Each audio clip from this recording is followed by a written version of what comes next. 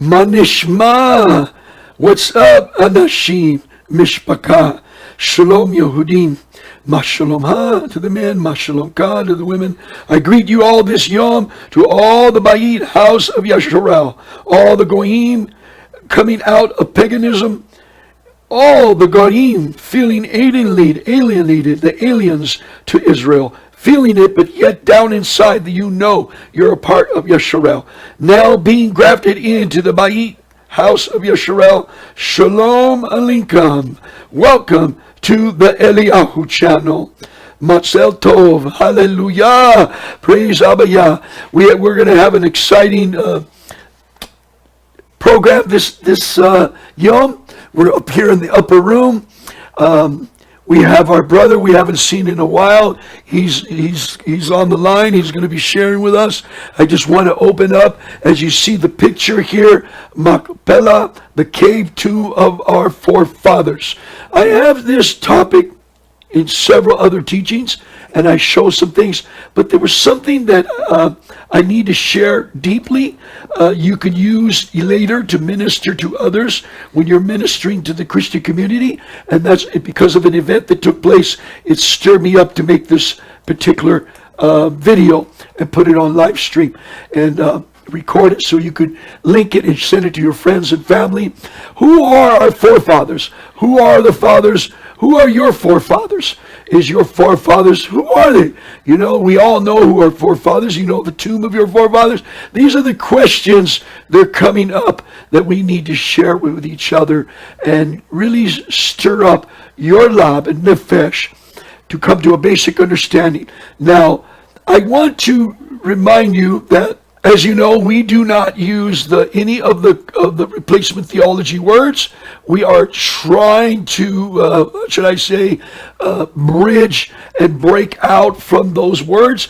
We're not picking on you. We're not putting you down in the Christian community or the Messianic community, and even the rabbinical that still use Catholic Latin words in their books and writings. And with me is, which I haven't showed you, is our brother Eliyahu. And Eliyahu is with us today, but I want to share this with you. When we're correcting the words, it's not to put anybody down, as you see on the screen. We're putting it there to bridge you, to teach you. Somebody taught our forefathers the lies of this information, of Catholic pagan words. We are teaching you now to come out from this, and because of it, we have to use the clean words, even the clean English words. Okay, so I show you a little picture of it just to give you an image. I mean. Well, welcome aboard, brother. I haven't seen you in a while. Shabbat shalom, everybody. It's good to be here with y'all. Yeah, it is. It's wonderful to be here, have you here, and we fellowship together and tune in. And you're fixing to be. You don't want to tell nobody you're leaving Texas, the upper room of Texas. Yes, we're gonna be moving to North Carolina. We feel that's where Yah is leading us. So for this time. And eventually, someday, we will be back in the land of our forefathers, but which we're going to talk about today, about our forefathers and about the ancient paths and our real forefathers, not just the forefathers of our grandfathers and great grandfathers, but those who came way before us. The ones that came on a boat to get here. Right. Long sojourning. Right, that's right. Through Spain, through Ireland, everywhere, getting up to the Americas. Right. Coming down through Portugal, you name it. They went through a long journey, our forefathers. Well, I would just like to say this about the forefathers, just before we start, is that we all have the same father, okay? Eventually, everybody is if you believe in the Torah, and you believe in the right ruling of Yahuwah, and you read the word, it says that no man survived the flood except for Noah and his 3 sons, Ham, Shem, and Yafet. Right. So the whole earth has been populated through Ham, Shem, and Yafet. Okay? So then eventually we all have the same forefathers. If this is true, coming from Noah? If what Yah is saying, if the Torah is true, then we all have the same forefathers, you see, because Ham, Shem, and Yafet came from Noah, Noah came from Lamech, Lamech came from Methuselah, Methuselah came from Hanuk. Hanuk.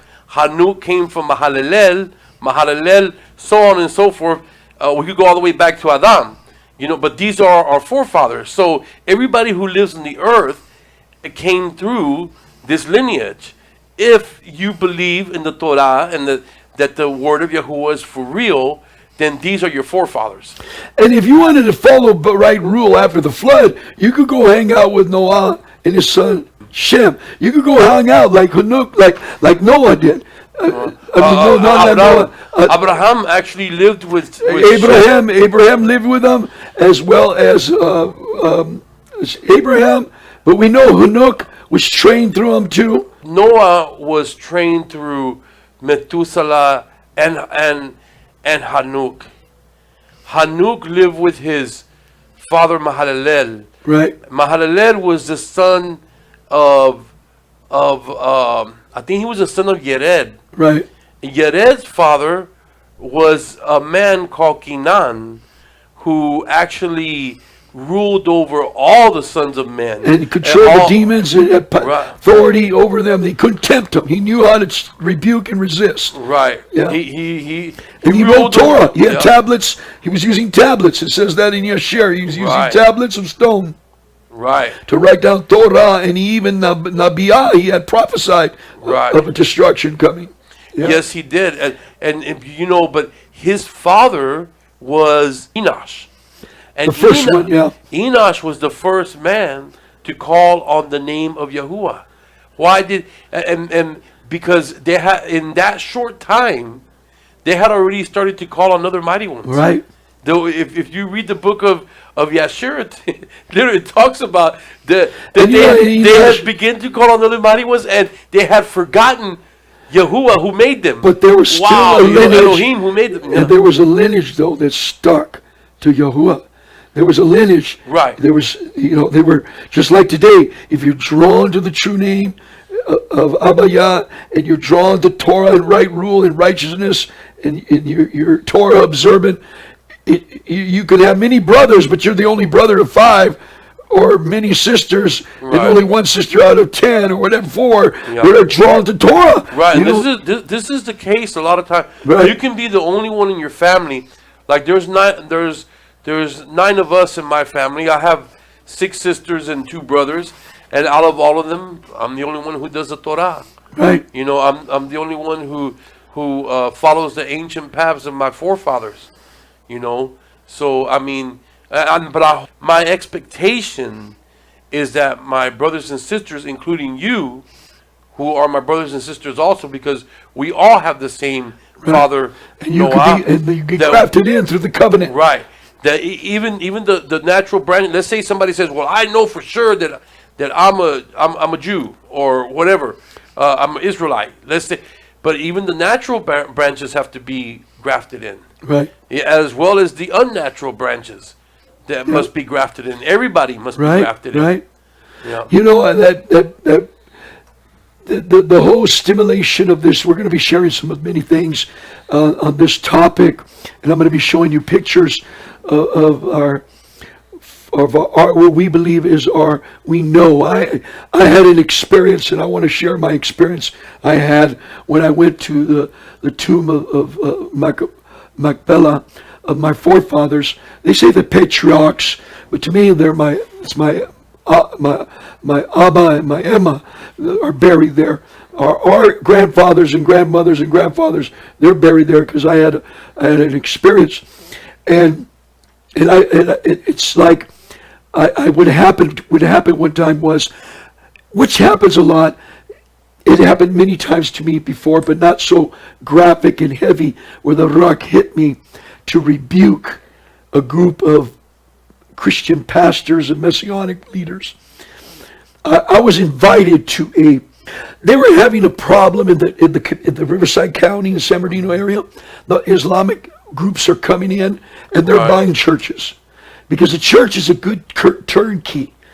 Turnkey, already zoned, already the parking, they went through the parking permit problems and all that, and the zoning, so it's a good turnkey. If they can buy a Christian congregation Right. Or They're already established. already established. Like in Mexico, they're buying up Catholic churches. Right. In different Christian churches. Is this just in our country, or is this in other countries? It's in other countries, they do the same. They try to buy up. If they can build from scratch and get the favor to zone in, fine. But they have to get in the agora. The agora is what we call it today when you're driving down a street and there's nothing but schools, and then you drive down another street and there's nothing but churches. Right. Circe. That's the agora. That's the place of the zoning of worship. You know, you'll see Buddhist temples, you'll see Islamic, you'll see Christian, you'll see all Mormons all on that same street. You might travel 8 miles on that street and they're zoned. You know what I mean? Yeah, just for that. Just for that. Just like certain school streets are zoned for schools. You know what I mean? They go through a lot of politics in order to get it done. I got invited to a congregation of a Foursquare leader in this town community. Wanted me to bring the shofar, say a few Hebrew prayers, bind, loose, take authority, blow the shofar, and speak dominion authority to keep those strongholds from coming in. And I already experienced an experience where some Islamic group went into my town, in my community area, and they were putting stakes in the ground and praying. You know, we put stakes in the ground with scriptures, and we throw salt, and we say a prayer, and possess and claim the land. They have a form of doing the same. Because that religion came 600 years later, you know, after even Christianity, and of course, the House of Israel was here a long time. So, and what they did was they were trying to buy this lot that the Jehovah's Witnesses had and haven't bought a church yet. And it's in a prized corner spot. And all the Christian community heard what I found out what I did. And basically I had a big old 4x4 truck, you know. I'm still the same way. I can see a Ferrari right there, and I can see a 4x4 F-150. I lust or covet the Ford truck more than the Ferrari or the Corvette. I used to like the Corvettes and all that, but now I like big trucks or 4x4s or some kind of SUV. You know, that's what I like now. So, and I had a I had a Dodge truck, lifted, big wheels, you know what I mean? Kind of a little bit of custom. And I stopped, and I'm watching them throw their carpet and do their prayer. Right. And then they got up and started putting stakes in the ground and raising. They were praying up the land. I already know a bit in the community who owns the property, and they told me they weren't giving it up. And I asked him, would you sell it to me as a Messianic congregation? And he said, no, when the Jehovah's Witnesses rise up, they're going to use this property. Okay, but the guy was having financial problems, and they knew it, and they thought they could tempt him with some extra money because they always bubble up. They always pay more. Okay, whatever the going price is, they're going to give you more. They don't care. They want to move in. Okay, so they were out there. Exactly, it was 3 guys. I can't remember. There's 4. I think one was waiting at the car. I 4x4'd over the curve, sidewalk, went on the dirt, and did a circle. Burning dirt all on them. Just 4x40 dirt, smoke, dust, everything. Legally, I could have went to jail for that. You know what I mean? If they had a gun, they got a right to shoot me. You know what I mean? But they're in my town, right? And then I pulled up beside them. I said, not now, not ever. This is my town. And in this town, we worship the mighty one of Abraham, Ishak, Jacob. And I drove off. Wow. And you know what? I drove off, I went in a little corner, and I want to see what they want to do. Call the cops on me or whatever. I was willing to take the hit. You know what I mean? But they got dirty. They pulled up their sticks, their carpet, went in their car, and they never came back and built on that land. Wow. They never bought it or built it. Wow. So there was rumors that they were going around trying to buy some of the dying out Baptist churches and Catholic, different churches, Lutheran, Methodist, that there's probably 100 people with a 600-seat building. Right. They're dying out. Right. The only one inside is the old folks because they're not evangelizing, right? And so we made a covenant that day with 30-something pastors not to sell their buildings to the People, yeah, right. The Islamic people.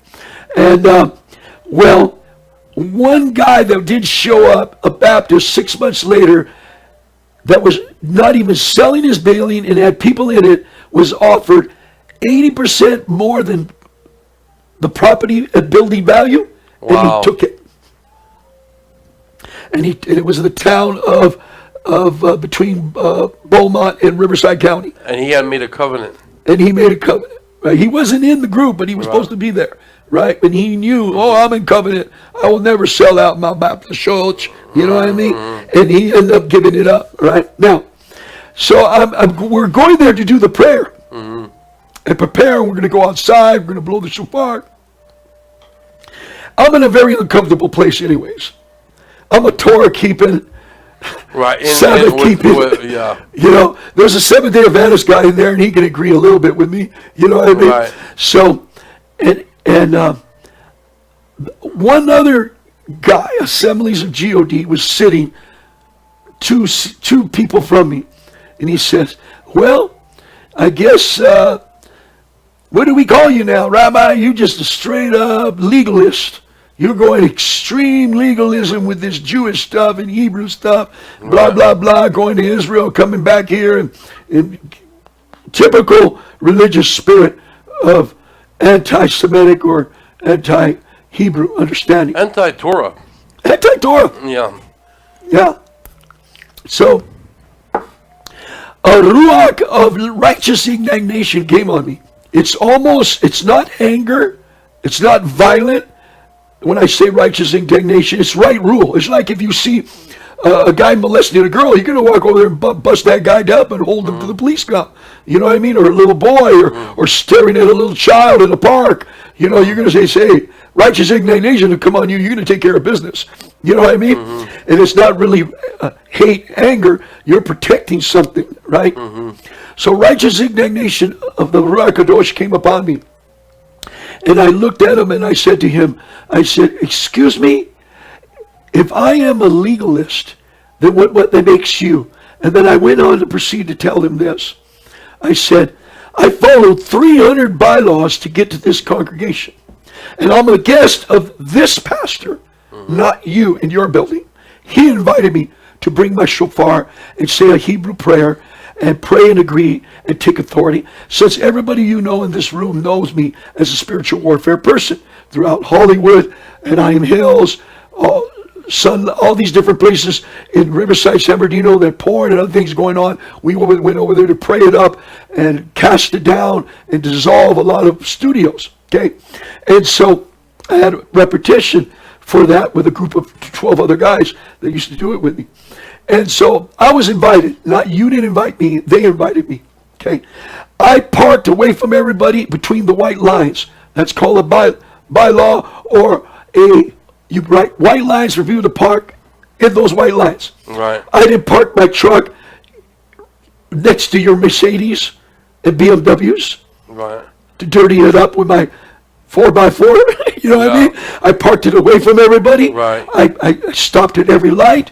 I stopped at every yellow. I stopped at between the white lines and do a California roll, like we do in California so much, you know? And especially in Texas, I had to break that habit. California roll, you gotta break that habit here, because those yellows are shorter, you notice? They're shorter here, and they want to get you on the camera. So, and I said, he said, well, our forefathers of the Reformation and the Protestants and blah, blah, blah, done away with that, and they had an agreement. They had a total agreement of a conference and a confession of faith, they said, and this is what we believe, and we don't have Shabbat and Shabbat. And I said, okay, so you didn't invite me here, they did, and I got a Seventh-day Adventist guy here too. So I said to him, those are not my forefathers. I have forefathers, and I know who my forefathers are. Okay? Yeah. And so this is what this topic, I brought this up. Okay? This understanding and revelation. You done an extensive research on your ancestors sojourning from throughout Españas, all the different Spanish colonizations, right? Right. Yeah, I have. all the reason we did our research. Well, the thing is that, I mean, he's calling you a legalist, but really, first of all, I wanted to go back to what you were saying at the very beginning, you see, because a lot of people who don't follow the Torah don't understand that the Torah does not, it's actually sets you free, okay? It doesn't enslave you. You're not enslaved to anything. If you follow the Torah, it's actually, what is a good word can I use for liberating? Like you're living, it's liberating. Yeah. But It's setting you free, because really the perversion and all the stuff that's happening in the world, that's real bondage. Like the people who run around calling themselves liberals, they say that they're liberated, but they're having sex with men on men. That's sexual bondage. There's nothing liberating about a man being with another man, or a woman being with another woman. There's nothing liberating about, but yet they call themselves liberals. You see, this is the mindset a lot of times of people who don't understand Torah. They say, well, you're in bondage, but really the Torah is really setting us free. The bondage is being under the Torah, which is the instruction of Yahuwah. It'll judge you. But it's right rule. It's like being in a wealthy millionaire's home, and if you do everything orderly, respectfully, lawfully in his house, you get to drive his cars, you get to use his house, you get to go to the backyard and barbecue. You have freedoms to do everything because you're obedient in his house. Right. You know what I mean? Exactly. It's like when I started rebelling with my dad, he says, look, Mama washes a clean pillow sheet and pillowcase for you. You got clean clothes. There's a food in the refrigerator. If you don't like my house rules, you can go out and fend for yourself. Right. And I didn't realize a week later how good I had it at the house. With food in the refrigerator, food in the cabinet, clean, clothes fresh. on my back. Clothes are clean. Yeah. You didn't even wash them. Your mom's doing it. You know what I mean? And now you got to do it all yourself. So I wasn't. So now you're in bondage. Because of my rebellion. Right? Because you were rebelling. It's the kind of sort of like an analogy to the way that the difference between the righteous and the wicked. And we were talking about this earlier too. I don't mean to get off subject, but just let me talk about this real quick, because it's something that's happening today. Like, let's say we're talking about these guys, the wicked, how they go around and they're knocking down the statues. Okay, the Torah tells us the Yehudi to get rid of the idols. Okay, so instead of us going around getting rid of the idols, the non-believers are going around getting rid of idols, but they're not doing it for righteousness. You see. They have a different agenda. Right. So even though that they're doing something that's righteous, it's for wickedness. It's not for righteousness. Okay, so there's a mix up there. So but they're allowed to do that because they're doing it for wickedness. You see, because they say, well, this idol offends me, so I'm going to take it down. And the idols he's talking about is the monuments of George Washington, Andrew Jackson, Lee. Right. Now, what offends me is the big thing they got sticking up in the middle of Washington, D.C. The obelisk. Yeah. The obelisk. Sun pillar. Which looks like something that should not be there. Right. Okay, now that offends me. And the Torah tells me to get rid of these things. The sun pillars, Yeah. So if I were to go, let's just say I went to Home Depot and bought the biggest chainsaw I could find. Or ripped off a big giant crane. Right. And drove through fences and knocked it down. Right. I went over there and then I started knocking it down, and somebody may come up to me and say, Naya, what are you doing? And I would say, well, I'm knocking this down. Well, why? Because the Torah tells me to, lock him up. Lock him up. Lock him up. You see, because they're not going to have that. You know, they're going to do it for righteousness.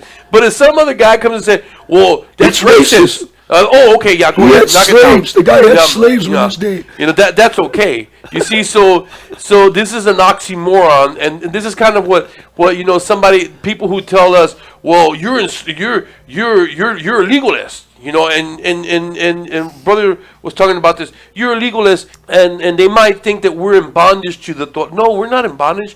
we have been set free by the Torah. That's right. Okay? We no longer live under the law. You see, because we are doing the Torah. So We don't have no fear looking Right. over our shoulder. right. So it's just a totally different mindset. But go ahead, brother. I just want to. Great input. I'm glad you got that. And this is great to have you here. And this is going to be our last time. We're having Shabbat with him and his lovely wife, and we're just kind of, my wife and the girl and sister, are worshiping in the background. You can't hear them, but they're worshiping in the background, and we're here having some fun in the video. But when I continued to tell the guy, I just told him this: I have 10 right rule instructions. They call the commandments. Oh yeah. And they're prescribed. In the Greek Hebrew, it's prescribed instructions. Mm-hmm. You call them commandments. But in the root words in Hebrew, it is a prescribed instruction. It is our prescription, To live. instruction to live. Right. And not get bumps on the way. Now, when a doctor that had sex with 2 girls last weekend gives you a prescription, and then he gives you instruction on the prescription, and then when you get to the CVS or whatever drugstore, they're going to rehearse the prescription and the instructions of how to take it Again. They're going to rehearse it, make it clear what the doctor gave you, and then you're going to be so strict to eat it with food, not with food, what time to eat it, and everything else. But when the creator of the universe tells us, here's 10 right rule instructions, For you to live by. yeah, I prescribe them for you. And I tell him, from that 10, we have 613, which we don't all keep because some are for girls, some are for elderly, some are young, some are for widows, some are men widow, female widow, and some are for the Levitical, Kohani. It's broken up in the 613. And the greatest is love, okay, which Yahushua said, I make a new commandment for you to love. Right. All right. Right. So, and he went around making commandments. He made around laws. He made new laws. Now, then I looked at this Assemblies of God, and I said, in the Assemblies of God, you have over 1,200 bylaws. And I said, what do you think bylaws is? He said, well, it's our protocol. No, it says bylaws in print. I used to be ordained by them. And bylaws, if you look it up in your dictionary, means by the law. Yeah. Right? And he just got quiet. You got a bylaw for the deacons, bylaw for the female deacons, bylaw for the elders, bylaws for the worship leaders, bylaws for the pastors, bylaws for the associate, bylaws for a convention. And you go on, and it adds up. I said, and the Baptist convention is over 2,000 bylaws. Right. What? So I went down to each denomination. You're Methodist, you have 800. You're Calvary, you have 600. And I went, and they're all staring at me. And they said, I didn't even know how many bylaws we have. And I'm ordained under them. And here's a guy, a right rule Torah keeper. He even knows the law. And yet you're going to get on me for my 10? And you got more laws than me? Those are common sense protocol based on the 10 commandments of right rule. And I explained this to him, that there's right rule. If it wasn't, it would be lawlessness. So if I'm a legalist, that makes you a lawless person. Right. Illegal alien. Right. And this is a white country bucking guy who told me, he said, you are an illegal alien in the eyes of the Creator in his Torah, and you're not even a part of the house of Israel. You know what I mean? Right. Because you to be the house of Israel, you got to submit under the Torah, Right. prescribed instructions to live there, and you take it and be a light to the nations of the earth with the same prescribed instructions. Well, he got real puffy, wuffy, and I'm going to show you some pictures here, okay? And this was my response to him. In this photograph, which you see right here, is the cemetery I go visit my dad, a veteran, World War II, and he went to Korea. He went back. Some of the guys within a few years, hey, we'll give you sergeant, we'll give you master sergeant, we'll give you whatever, and extra pay. Come on back. We need some guys in Korea. So he went back. Okay, so he's a two war. He went back twice and lived through it. When I go visit my father, I know exactly where he's at. I go visit them. When I'm in California, not all the time, I go visit the cemetery. I check up on everything, make sure everything's clean, everything's right. That's the tomb of my father. Okay? Right. I don't know where my tomb of my grandfather is, because they're somewhere in New Mexico, in an old dusty village. You know what I mean? Right. So, and my father never took me there to my grandfather's tomb. Okay, because he wasn't around. He was actually in the military when he died and was buried. Okay, so and they lose track of family during war. So I told this man, "How long was the last time you visited the tomb of your father?" He says, "Well," and they all started getting convicted in there. "Well, I haven't visited my grandfather or my father for a long time. They live in another state. We came from Georgia. We came from Carolina. We came from Louisiana." You know, they all had their stories. I said, "Okay." But when I visit there, California from Texas, right now, but then I lived in California. Now, I say, "Who's your forefather?" I told him, "Is this your forefather? Is this your forefathers? What you call the convention, the Council of Foreign Relations of Economical Movement of the Catholic Church? These are your forefathers?" He said, "Of course not." I said, "Well, what about the bishops of Rome under Constantine I? They all were forced there. Out of 300, only 3, and many of them died after because they rejected the Pope Constantine's. Right. They rejected the rule that his law. His law. Right. To make this fake Messiah. Okay. And that's what started all of these wars back then. Right. It was all, Presbyterians, Catholics, and the what was that? The other movement, the Protestant movement. Right. And what about this one? We see here. This is the Council of Nicaea. Modern Turkey today, which the scripture says is the seat of Ashatan. Turkey today. This place right here. Was it you that was telling me about it? About that he thinks that place is they think that place is the center of the universe, and that they set up the caliphate there. Yeah. I was reading something about that a while back. Yeah. That they set up the caliphate there because that temple in that place, they think that's the center of the universe. Right. And the Revelation calls it the seat of Hasatan. Yeah. Right. And you probably read it. This is an image of art of the council. Are these your forefathers? Oh, you say no.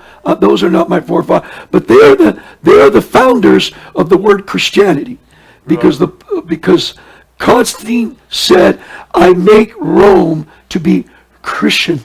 Right. Christian. He Christianing, like you take an oil and Christian a ship, a boat, a town, the cornerstone of a building that's being built. And Christian is only one letter short from Christian. And in the Greek, the word Christian and Christians and Christianity does not exist. Originally, the origin is Christos. Right? Or Christi, and they morphed it to add the additional word. The Pope of Sylvester I could not attend due to age of the Bishop of Horus and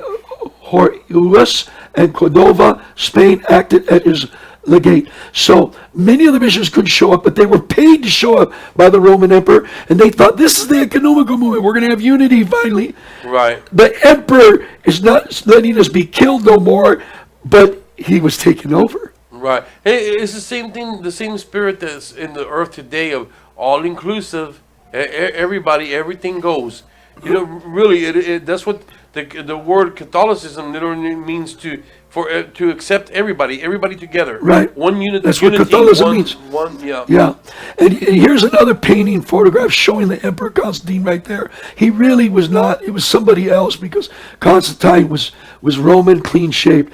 But here they are with their their cone hats, fish hats, right? Is that your consul? They're not cone hats, brother. Those are fish hats. Fish hats. All right. What did they call those back in the day? Miter hats. That wore the hats. What was their religion? What would they call them? What did they worship? They worship Dagon. It came from Dagon. Yeah. Now, is this your forefather, John Calvin, with his doctrines that are outrageous, that nobody would even have him around today? Okay, is this your forefather? I told him, And he said, no, but we listened to Calvin. What about Martin Luther that killed Jews, wiped Jews out? He was killing more Catholics than Protestants Catholics killing Protestants. Right. He was killing Catholics. He was killing more of his own. More of his own, right? His doctrines were outrageous. As a matter of fact, Hitler quoted verse by verse Luther's messages to peel the skin out of Jews and burn them and take their wealth. Wow. Quoted his sermons. Is this your forefather? And the guy said, well, Calvin and Lutheran, I listened to their doctrine. I said, okay, if he's your forefather that you're telling me of your council, all right, of your Christianity Reformation, when's the last time you visited his tomb? He said, what do you mean? Everybody, 30-something pastors in this room, when have you all preached from your pulpit that these people are your forefathers of the Reformationists, right? Or the Protestant movement? Right. When have you drove to Ireland, Scotland, Sweden, England, and go visit the tomb of your father? You know they have monuments. You could go there on tour and visit their tomb and go see their first scriptures they wrote in a glass encaged seal monument. You could go watch all that history on the walls. Have you been there? And they're all quiet, every one of them. Or what about these guys, the Orthodox, the first council, the first ones before Rome? Are these your forefathers? I don't know, man. Yeah. Kind of scary stuff. What about these guys? Pope Francis, the Economical Service. That's some real scary stuff right there. January 25th, 2016, when all the Christian churches went down there and bowed the knee. That's what I call a Halloween party right there. That is a real Halloween show. And they're pedophiles and everything else. Yeah. Okay? This is the one that, what they call the Westminster, sitting at Westminster Refine of the Parliament. And this is actually a flyer from the original assembly of the Divinies. They're divining, brother. Yeah. These bishops and pastors. Sorcery. Yeah. So now this is the Westminster Confession of the Scottish Presbyterian that deleted 14 books from the King James Bible in the year. They deleted the script. These are the council. Wow. Because they had to come together and they had a confession. They call it, it's a confession of faith, they call it. Read that again. Okay, it's the Westminster Confession Scottish Presbyterian Council. It's after King James' son, Charles, was killed by the Scottish Protestants. Protestants killed him. Okay. Because they didn't like his King James Bible with all the other 14 books. Wow. Okay, and they took them all. And they said the only way we can have unity, we only going to have 66 books. Which were the 14 books? Esther 1, 2, and 3. Yeah. They have the Maccabees. Yeah, they call them the Apocrypha books. Apocrypha. Yeah, Apocrypha. Yeah. When they killed his son, they turned around and took that King James Bible and they deleted those books and they had a peace treaty. They brought in the Trinity. Trinity was not in the confession of their belief then. They brought all kinds of things in. So they had to agree. Right. And where did the Trinity come from? From the Catholic Church. The Catholic Church. It was German, Lutheran. They're being Catholicized. Yeah, they were being Catholicized. And at one point, they were killing each other, fighting each other so much the Catholic Church backed off, could say, well, we don't have to go after them no more. They're fighting each other. And they're claiming that these are their forefathers. Yeah, and these are your forefathers. Have you been to their tomb? No. Have you been to this Westminster Assembly of their confession of the Scottish Presbyterian? Have you visited their tomb? Do you know their names? That's what I told this pastor. Or did you go to the tomb of the cave of our forefathers? Abraham, Ishak, Jacob. Have you been there? Have you been there? They're not claiming the real forefathers. No. You know of Abraham, Isaac, and Jacob, or none of them. They're claiming they said those are for Jews. But our foundation is based on Adam and Hawa all the way up, and our forefathers Abraham, Ishak, Jacob. Right. Okay. Right. Exactly. So, and when I told them, you really believe they're your forefathers? Have you visited their tomb? And I got silent in the room. Right. And 2 or 3 of the other Christian churches, pastors were there. They said, you know what? He's got a point. He's got a point. If we're going to claim him, we got to take a tour and go visit him. Right. Or don't claim him no more. And one guy said, I don't claim them. I don't claim those Reformationists to be my forefathers because they weren't real Protestants. They were killing Protestants, the Reformationists. Right. Because the Protestants were never Catholics. The Reformationists wanted to reform the Catholic Church, not get rid of it. Right. The Protestants wanted to get rid of it. Right. So these guys at this confession of Westminster Scottish Presbyterians were reformists. Okay. They were still Catholic. Right. And they translated their Bibles to different languages from their Latin vulgar Catholic Bible. Right. You know what I mean? Do you recognize this place, brother? The Tomb of the Fathers? That's right. I've never been there, but I've seen it. Machpelah. Yeah. I've seen it in pictures, but I've never been there. But when I go to Israel the first time, I will go there. It is our duty. This is the entrance gate of the tomb of our Abba Abraham. In the northwestern view of it. You could go visit the tomb of David, my sovereign, the one that created sovereignty in Yasharel. All right, our grandfather, David. Here's another view when you come in. This brother's, he's ascetic. He's sitting there. He's reading the Torah. He could be reading a rabbinical Talmud book based on stories of Abraham. Okay, but he's recounting. Here's a sister going up to taking her son to the tomb of the sovereign Melech Yasharel David. Telling his son, see, mijo, see, son, this is the tomb of our great sovereign David. The ruler, he slayed a giant with smooth stone. Telling this story to your baby to be raised up. Touch this tomb. Remember, this is the tomb, lies the tomb of one of our forefathers. Well, this is why the Word talks a lot about following the ancient paths of our fathers, and to know who you are, know where you're from, and to be brought up that way. Right.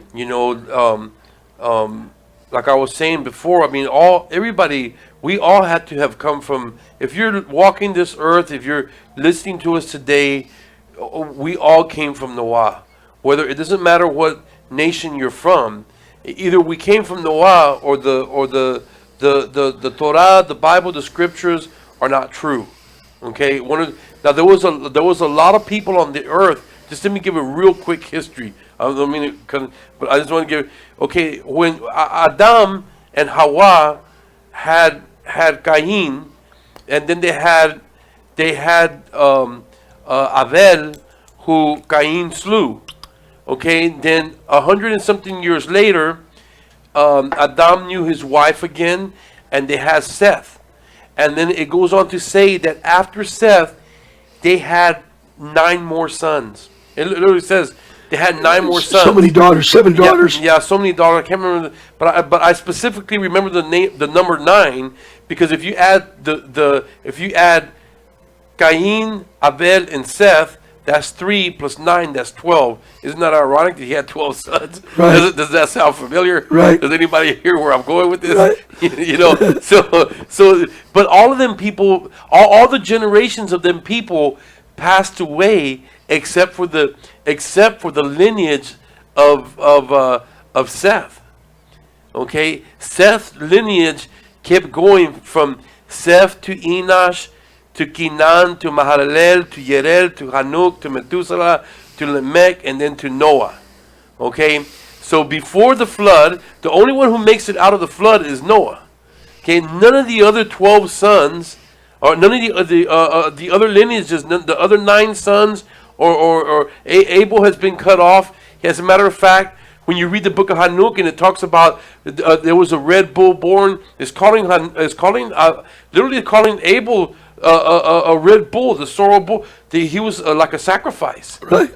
Okay, and it's calling Cain the black bull, who was basically unclean. And then I'm just saying, it's just given then it calls Seth the white bull that was born in the likeness of the Father, who was Kadosh. Right. Okay, so he's the only one that makes it out. None of the other lineage, none of the other generations make it out. So the only one that's alive after the flood is the son of Seth, which is right, that lineage, which is Noah. So then Yahuwah talks later on to Moshe and to all these different Nabi and people who come after them, and says and gives always says that the people must return to go in the way, to teach them to go in the way, the ancient paths of our forefathers, to teach them the way. So this is what he's talking about is these are the ancient forefathers, or even before the flood. Okay, there was a time before the flood when the earth was clean, and Yahuwah cleansed it again by bringing the flood on. Yeah, there was 1/3 of the population destroyed. We read that last week in the book of Yashar.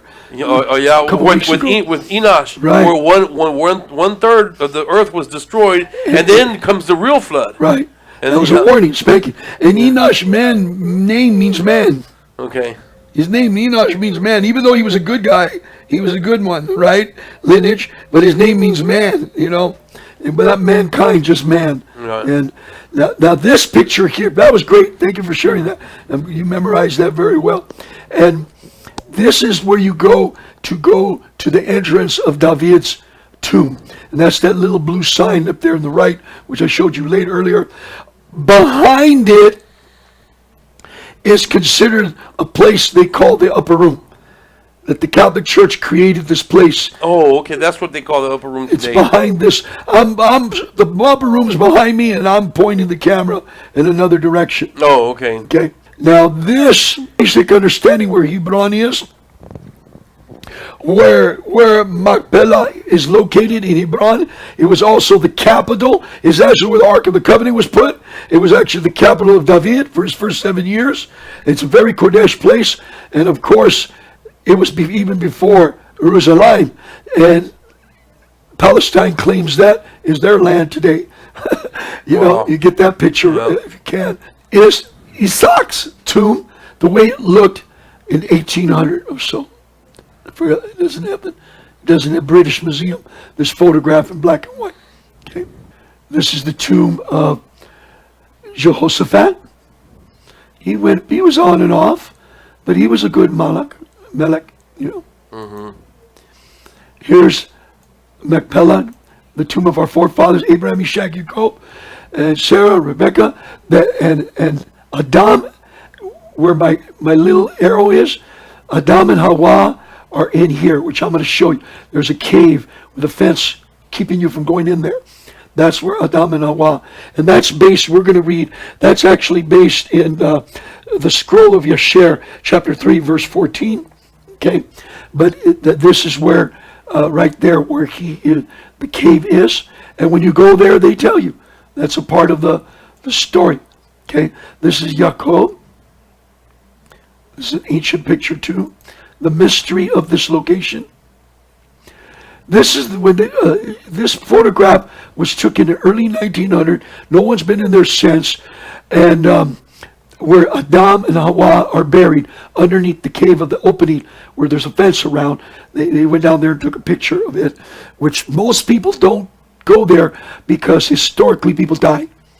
Oh yeah. They get sick and die. Nobody should go in there. This is a top of looking overview. One side is Yehudi, and the other side is mixture of Yehudi and also, here's another view in more better color. Okay. Now I'm showing you these pictures because I'm going to get to it, tell you a quick story. Here's the other side of Abraham's tomb. Okay. Here's an Islamic man bowing. He believes Abraham is his forefathers just like we do.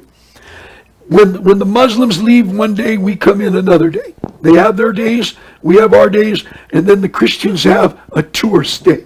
Mm-hmm. Believe it or not. You're segregated only for Christians one day, only for Yehudi one day, only for Islam the other day. Okay? Now, I took my little chair and I sat I went there and spent several days, and I'm going to show you pictures of the tents and everything, okay, during one of the feasts. You don't have to take food. You don't have to have money. They feed you everything. They take care of you if you're there and doing the prayers, okay? I sat there, brother, and I went to the tomb of my forefather Abraham, a little plastic white chairs. Where the camera's taking this picture, there's a whole bunch of plastic chairs and little wooden pulpits that you can actually set up and get your book out and pray, or get your word out, your Torah. And I went there in the corner and I got my scriptures and I read all the stories of Abba Abraham. All right? And I said, oh, I just thank you, Father, for what the trials Abraham went through. Now that I read your share, I even thank Father more of his trials he went through. Really a man of Emunah.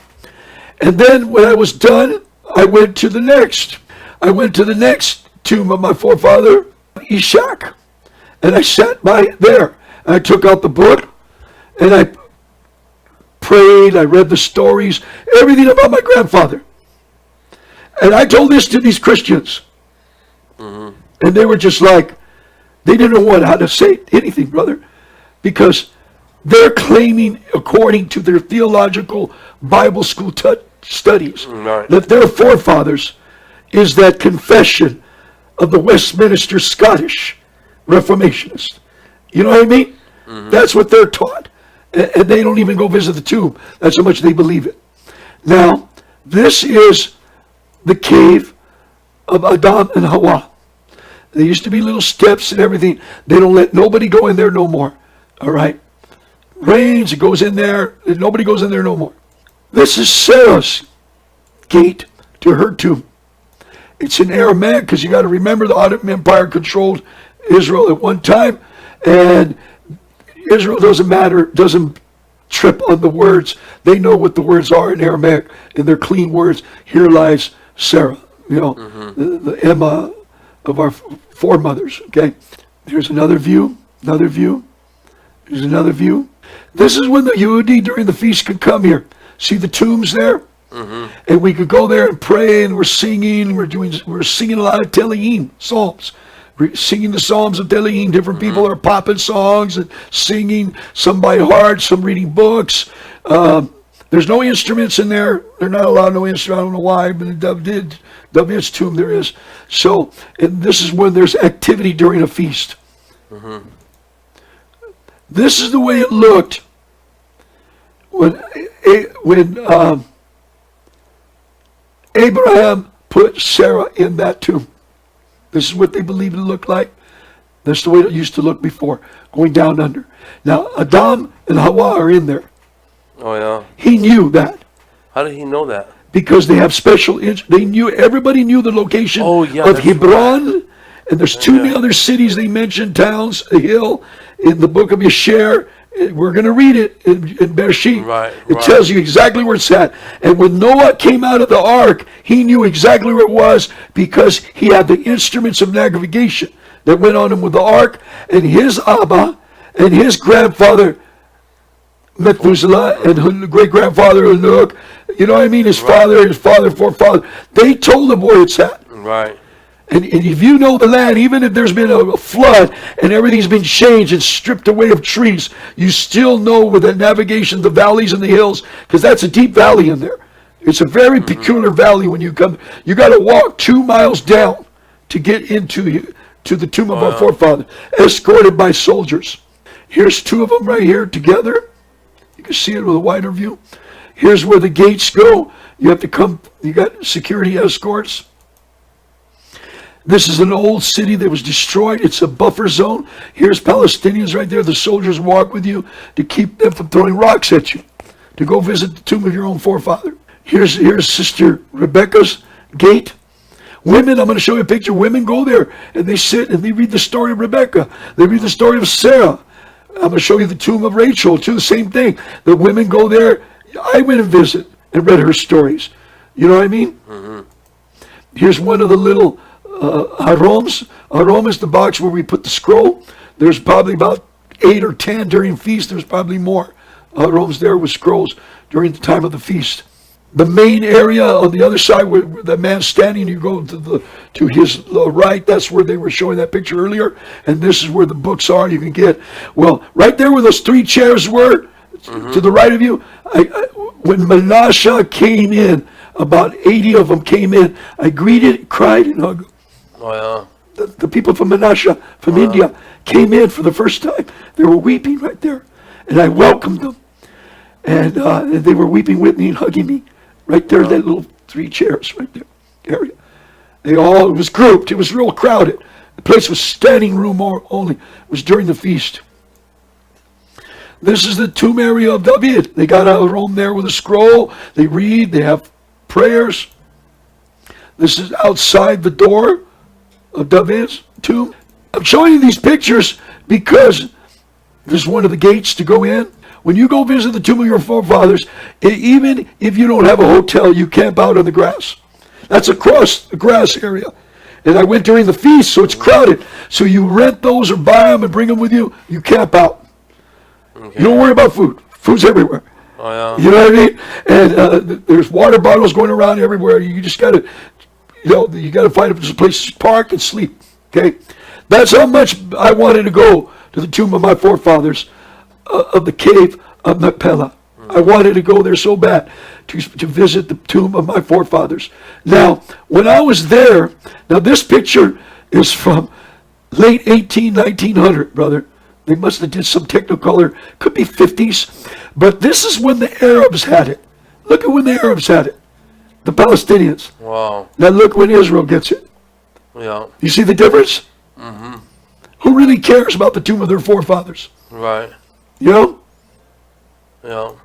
Who has the right to it? This is an ancient it's a sketch painting from 1902.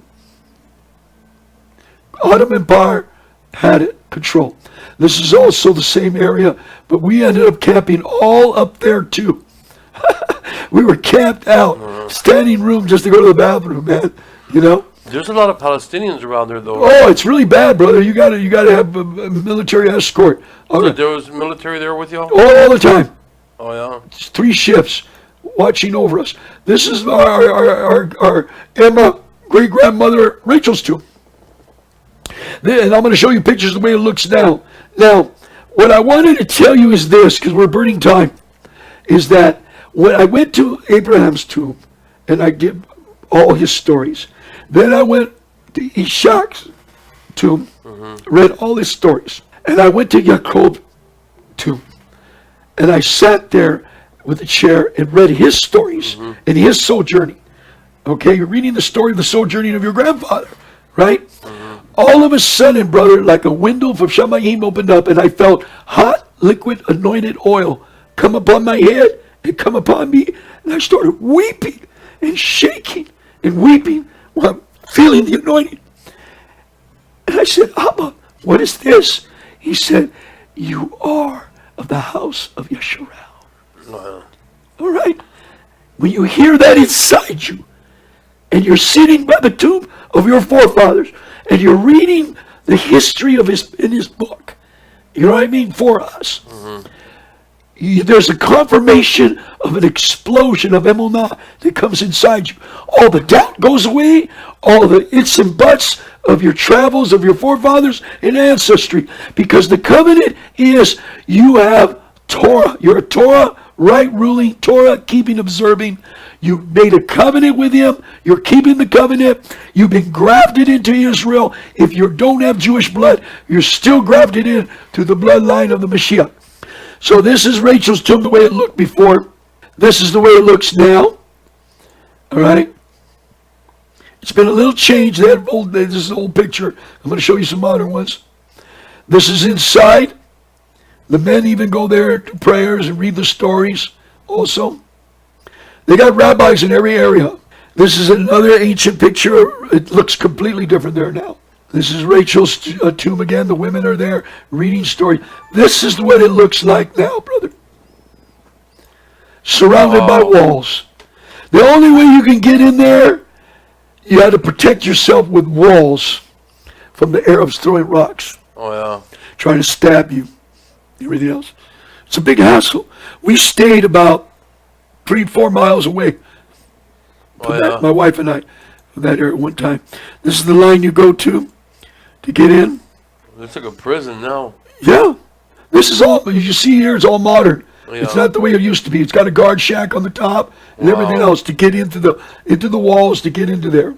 And you got to get a certain count. This is what we had to go through to go to the tomb of our forefathers, our grandma, protecting ourselves from the Arabs.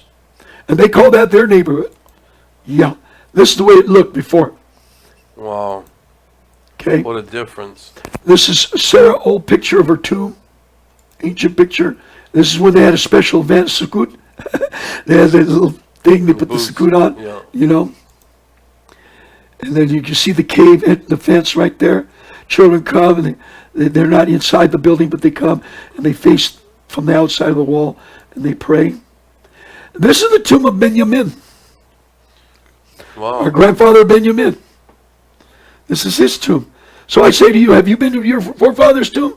When's the last time you've been to your grandfather's tomb or your father's tomb?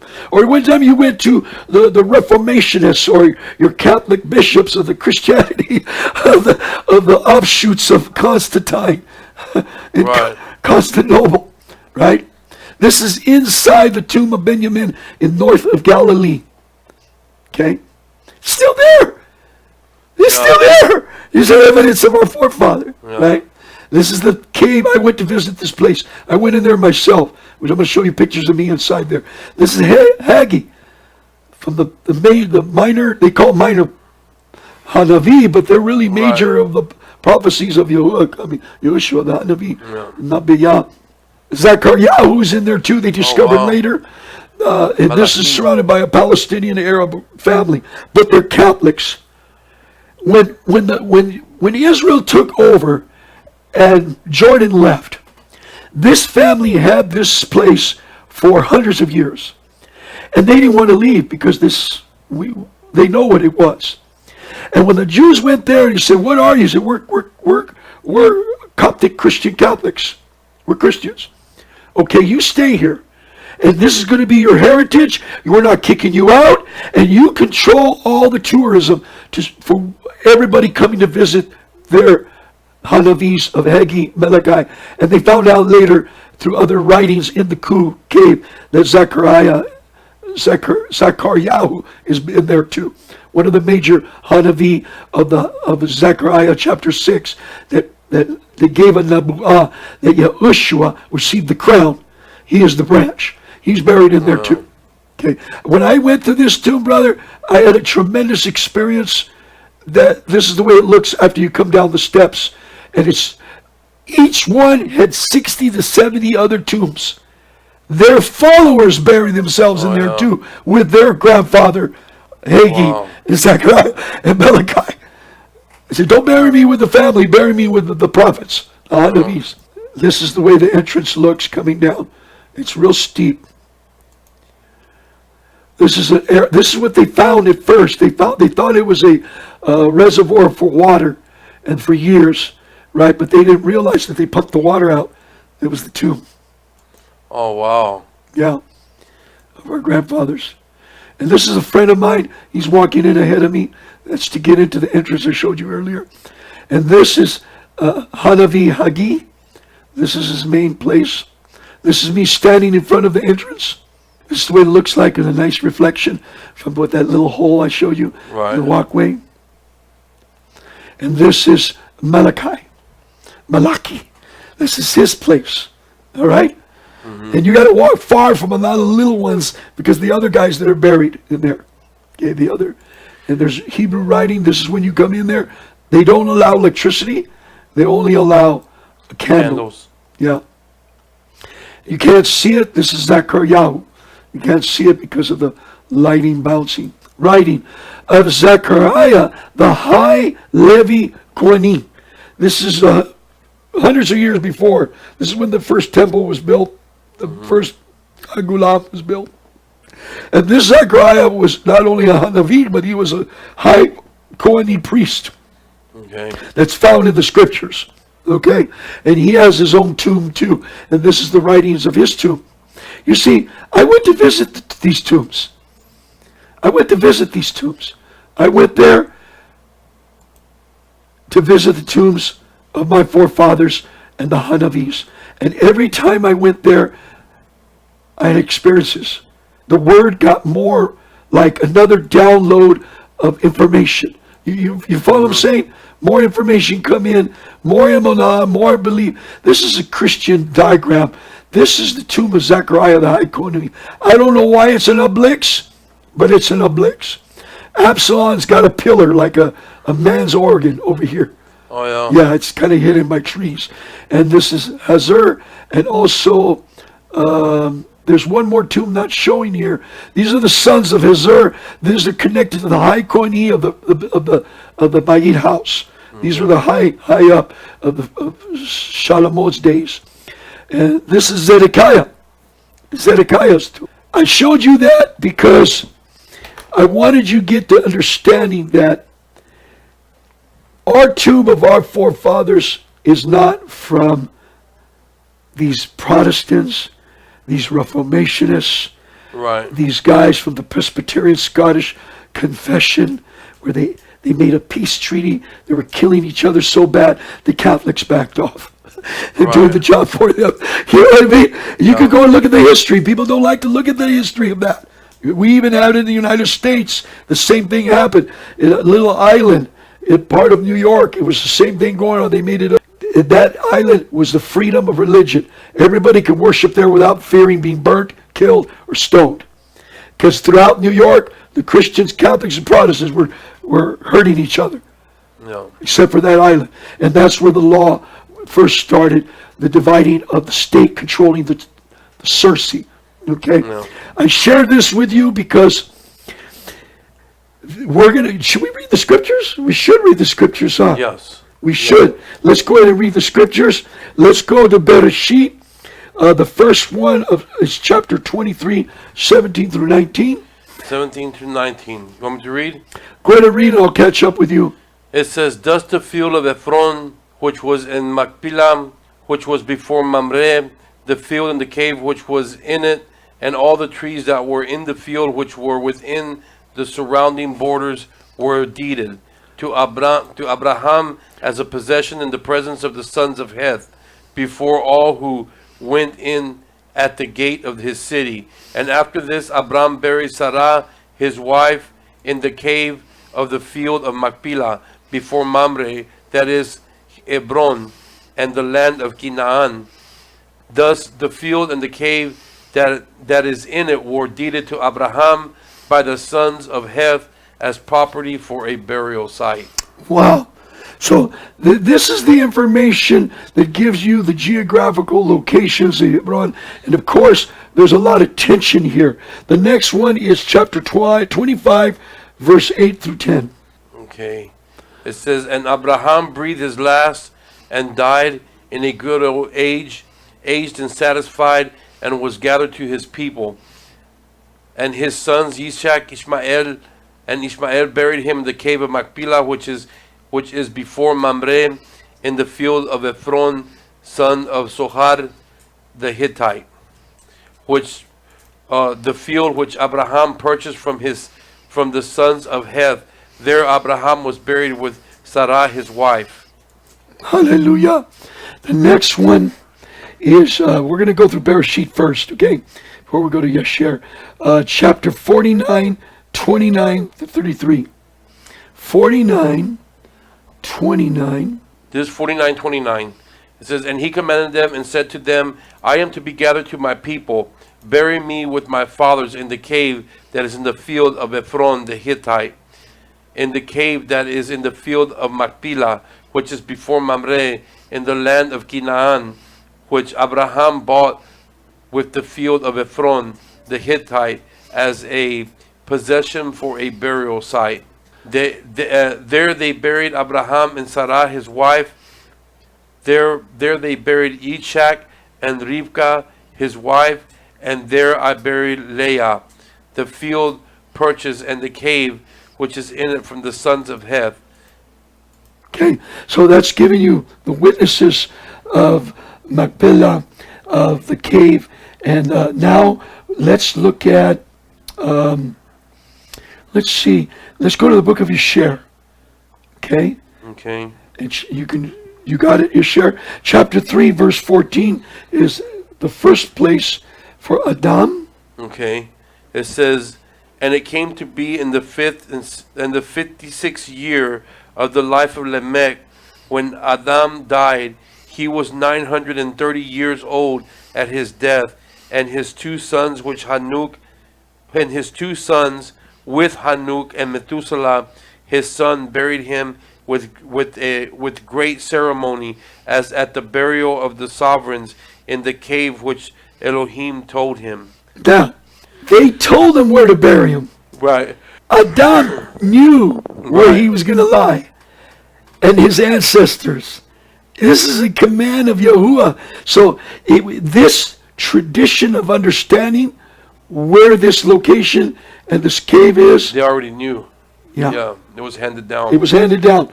The next one is chapter 24, 4 through 11. It says, and Abraham said to them, if you are agreeable to this, go and ask for me from Ephron, son of Zohar, requesting that he may give me the cave of Machpelah, or Machpelah, however it is pronounced, which is in the end of the field, and I will purchase it from him for whatever he desires for it.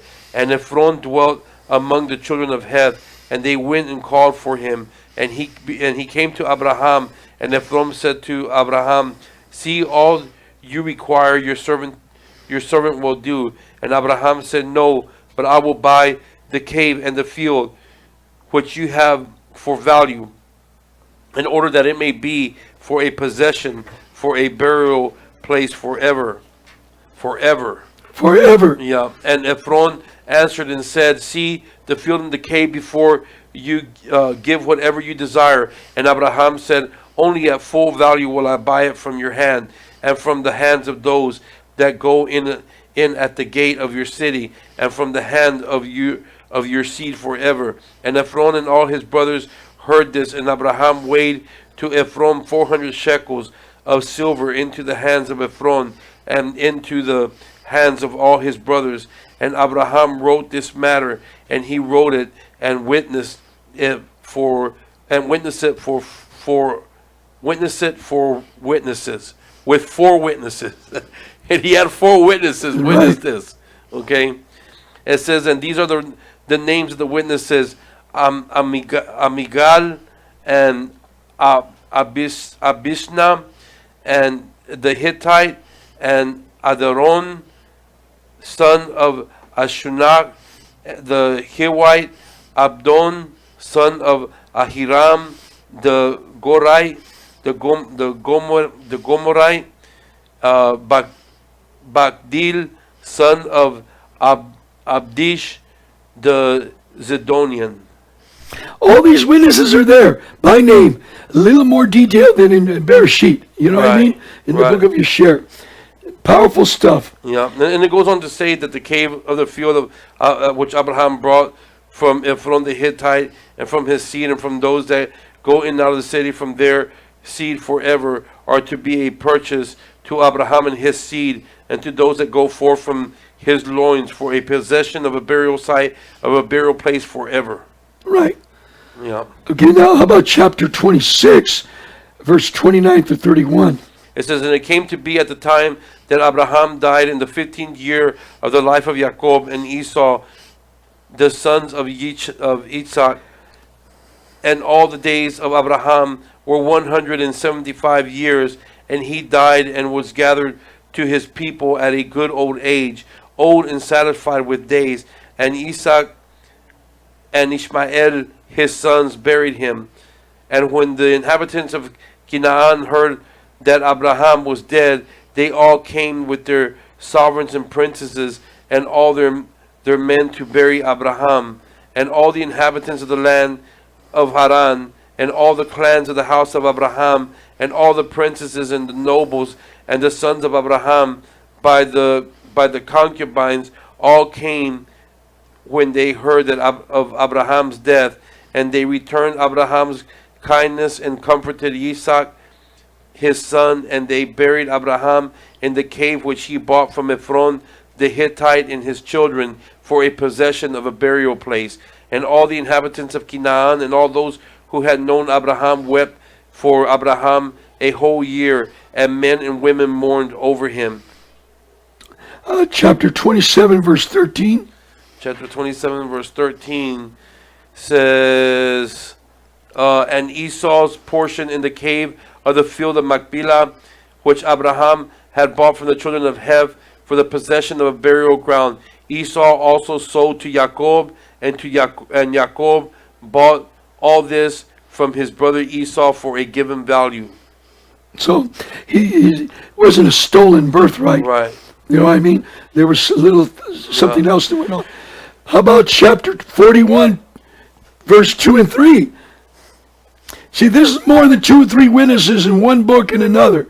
In Torah, in the book of Scroll of Yasher. And I'm sure there's other Jewish writings too. So the hearers would hear the importance of this place. It says, and it came to be in those days, in that year being 106, the 6th year of the life of Jacob, and the 10th year of Jacob's coming from Paddan Aram, that Leah, his wife, the wife of Jacob, died. She was 51 years old when she died in Hebron, and Jacob and his sons buried her in the cave of the field of Machpelah, which is in Hebron, which Abraham had bought from the children of Hev for possession of a burial place. Chapter 47, verse 13 says, and Jacob and Esau buried their father Isaac in the cave of Machpelah, which is in Kiriath Arba in Hebron, and they buried him with very great honor at the burial of sovereigns, as at the burial of sovereigns. Chapter 36, 5. 36:5 says, and Rika, the daughter of Bethuel, the mother of Jacob, also died at that time in Hebron. The same is Kiriath Arba, and she was buried in the cave of Machpelah, which Abraham had bought from the children of Heth. All right. The last one is 56, chapter, verse 3 and 4.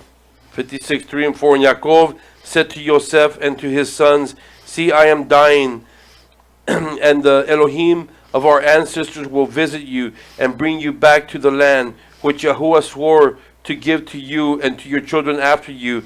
Now therefore, when I am dead, bury me in the cave which is in Machpelah in Hebron, in the land of Canaan, near my ancestors. So this is all the evidence of the importance of this location.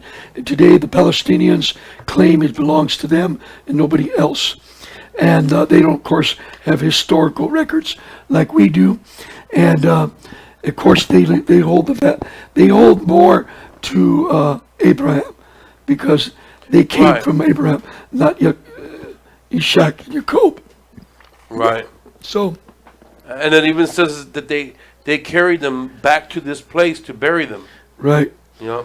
And so I wanted to share that with you. I want you to get revelation of it, everybody, to understand that we have a forefathers, and he's not from, if you are followers of Yah and Yahuwah, we have something to boast about. We know the tombs of our forefathers.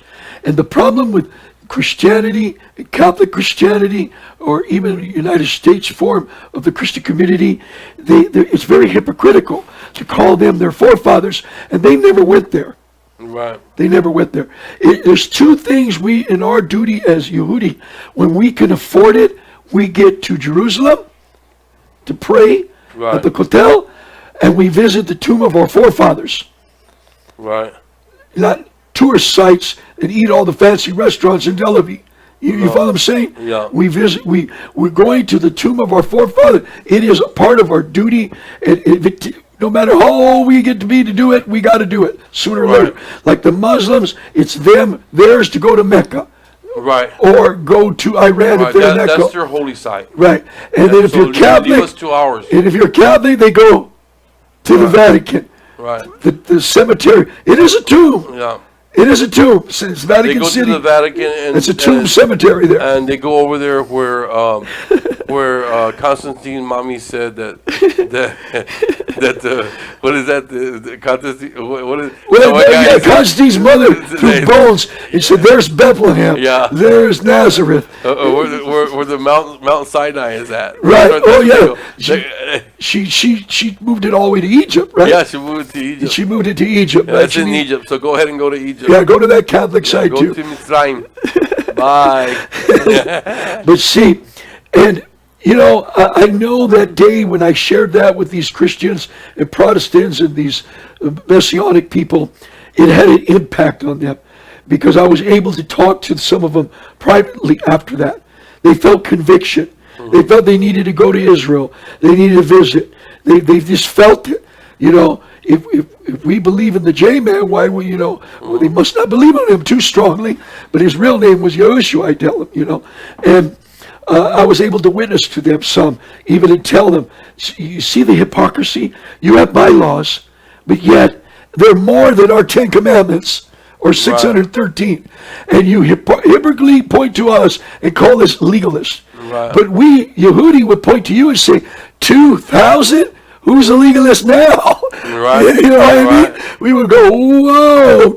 They scratched their head. And I told Jews that before, brother. I told this story to Yehudi. Right, and I tell them details because they probably I didn't want to let them know of my past, right? And so, and they were dumbfounded. They said, "Wow, they have more Torah than us." And they don't even keep Torah right. Yeah. They got more rules than us. Who's in bondage? Who's really in bondage? Yeah, right. You know what I mean? And anyways, you want to say some words before we go and say a prayer to everybody since it's gonna be a while till we get together through Skype, probably. Well, yeah, I'm looking forward to being able to Skype and probably use Zoom. We're probably going to use Zoom, right? Or we'll figure out something that we can use, and maybe I can get on here more often with you.